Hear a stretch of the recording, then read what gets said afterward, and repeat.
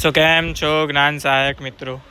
તો કાલે તમે સોમવારે 17 તારીખ 17/8/2026ના રોજ જે લોકોએ માત્ર અંગ્રેજી માધ્યમવાળા શિક્ષકોએ જે લોકોએ જ્ઞાન સહાયકનું ફોર્મ ભર્યું હતું એ લોકોનું મેરિટ આવી ગયું હતું. મેરિટ કઈ રીતે જોવું તેની માહિતી અમે આપી હતી.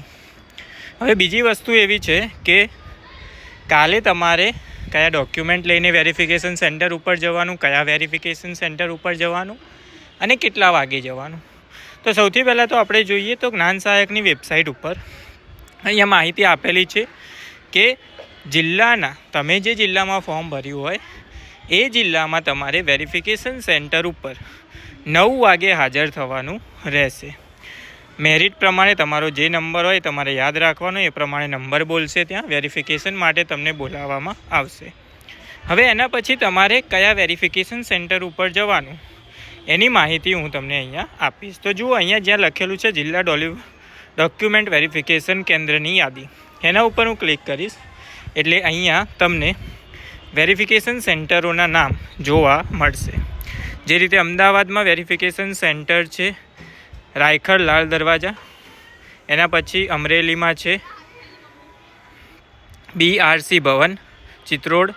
એ રીતે જિલ્લા પ્રમાણે તમે જે જિલ્લામાં ફોર્મ ભર્યું હોય એ જિલ્લામાં તમારે વેરિફિકેશન માટે જવાનું રહેશે. કયા ડોક્યુમેન્ટ લઈ જવાના?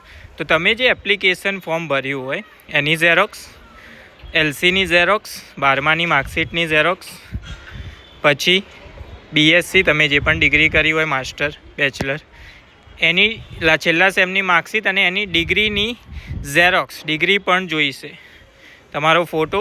આટલી વસ્તુ તમારે વેરિફિકેશન સેન્ટર ઉપર લઈ જવાની રહેશે ઝેરોક્સ અને ઓરિજિનલ સાથે. તમને ત્યાં મેરિટ પ્રમાણે બોલાવવામાં આવશે અને પછી તમને સ્કૂલ પસંદગીની ફાળવણી ત્યાં કરવામાં આવશે અને તે જ દિવસે તમને સ્કૂલનો ઓર્ડર આપવામાં આવશે અને 2 દિવસની અંદર તમારે તે સ્કૂલની અંદર હાજર થવાનું રહેશે. તો આ રીતે કંઈક માહિતી ત્યાં હશે.